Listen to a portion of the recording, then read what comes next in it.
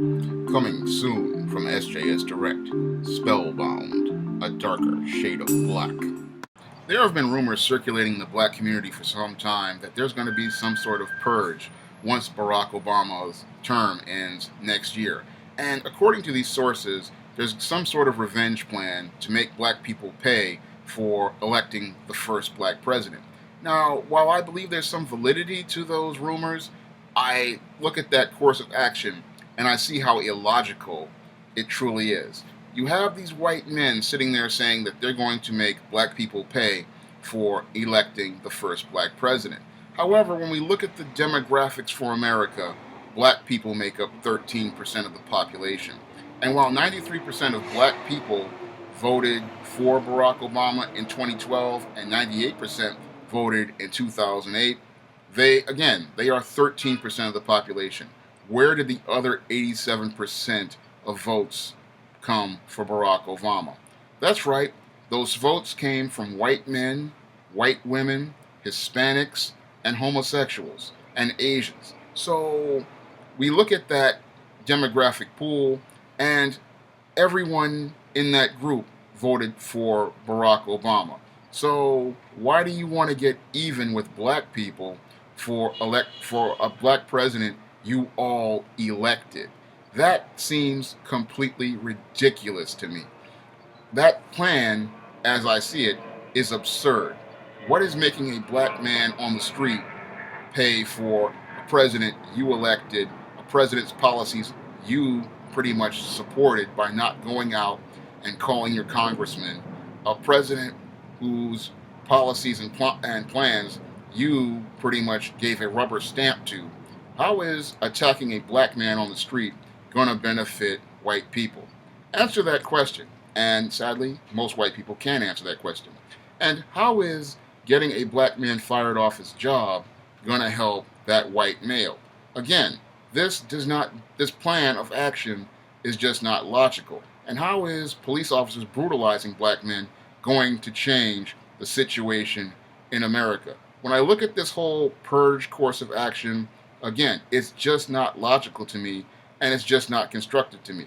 All it seems to me is like many of these white males seem frustrated about how much America has changed. And they're frustrated because America has changed in a way that is no more beneficial to white men. If you look at the demographics for America, the white male is starting to become a minority in a country where he used to be the majority.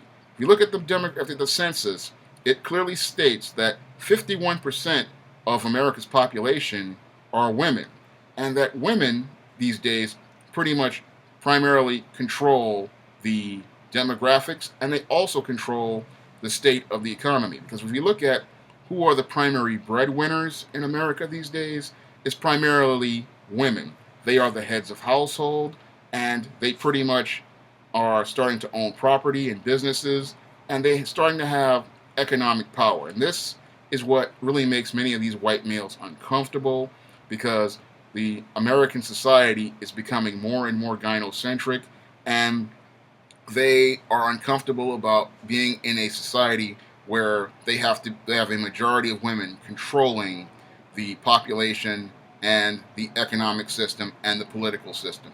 Because if you look at Hillary Clinton, her strides to becoming the first female president, she is showing how much power women have amassed over the last 50 years. And that power, sadly, was pretty much given away by simp white males during the 1960s and the feminist movement. Because during the white feminist movement, many of these white males feared that they would not be able to get a shot at that nuclear waste reactor between the white woman's legs. So many of these white males started submitting and deferring to these white feminist females in the hopes of being able to start a family. And as these feminist females took control over the family, many of them became the teachers of culture, and they began teaching their children feminism, and those children began to learn this dysfunctional life paradigm. The females learned that females were powerful, and the males learned how to be simps. And this is what is frustrating many of these white males today. They feel powerless. They feel emasculated. They feel weakened. And yes, they are weakened because they are part of a gynocentric society. They have no real power anymore because, again, the previous generation during the feminist movement gave away their power, and then after they gave away their power, they started giving away their economic power. Because we look at affirmative action, which was supposed to help black men, your white liberal males, again, because they wanted to submit to females and win their favor, took affirmative action and manipulated it to give white females more jobs in the American economy. And after they gave the white females jobs in the American economy, what happened was they started to gain more economic power. And economic power is how you get political power. And this is what's got many of these white males upset. They don't understand that all the white women that they gave jobs to in order to slight black males now is starting to make their lives miserable, because now these white females have economic power. Now they're starting to amass political power, and now they are a majority of the population, and now the society is becoming more and more gynocentric, and that makes many of these white males feel uncomfortable. But instead of confronting that white female, they are too cowardly to do that. So what they do is they vent their frustrations by going after what they believe to be is the weakest individual in American society. They believe that this black male, is powerless. They believe this black male is weak, and they are pretty much correct. This black male is the weakest member of society, so they try to take their frustrations out on this black male by trying to take his jobs, trying to beat him up in incidents like police brutality incidents, trying to murder him. But that's not going to change society for them. They are still in a submissive position under their white woman, and they're too cowardly to confront their white woman, just like this Afro-American Negro is too scared to confront his own female, who also has economic power over him. And when we look at the big picture regarding America, these white males in the 60s and the 70s, during the feminist movement, pretty much sold the white males and the males of today a bill of sale and pretty much gave them a raw deal. And now many of these males feel angry and frustrated because they don't have the privileges that males of previous generations have. They are no longer the majority. They are no longer in control of society. And because they are no longer in control of society, these frustrated males are taking out all their anger and frustration on the wrong people. I mean, again, attacking a black man is not going to help your economic position, your political position, and it's just going to lead to you going in the same amount of nowhere you were going before. When I look at this whole purge concept, nothing is going to purge. I mean, getting rid of black people is not going to make life better for white people. Attacking minorities is not going to make life better for white men.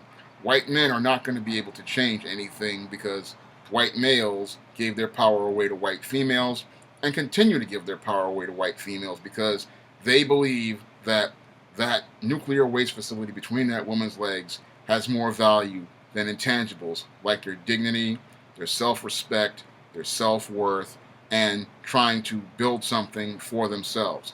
They think winning this woman over is more of a priority than doing things like trying to create new businesses and new marketplaces and trying to create an economic system that is going to help them. Because when I look at the American economy, everything is pretty much gynocentric. And what these white males are mad at is that, again, they don't have any control over their economy. The female pretty much controls most of the job market. The female pretty much controls most of the housing.